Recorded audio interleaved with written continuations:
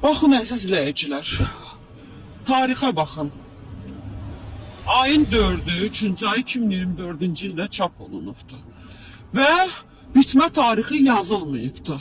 Yaşlı bir qadına Qaradağ rayonu Səngəçal qəsəbəsində Təbriz marketindən yaşlı bir qadını aldadaraq 20 manat 93 qəpiyə satıblar. İndi fikirləşmirlər ki, yaşlı insandır. Bunu yeyər, zəhərlənər. Hətta balaca bir 13 yaşında nəvəsi var, o da yeyir, zəhərlənər. Bax, bu nə deməkdir? Bu nə biabırçılıqdır? Hara qədər kasıbı zəlil eləyəcək? Tarix var.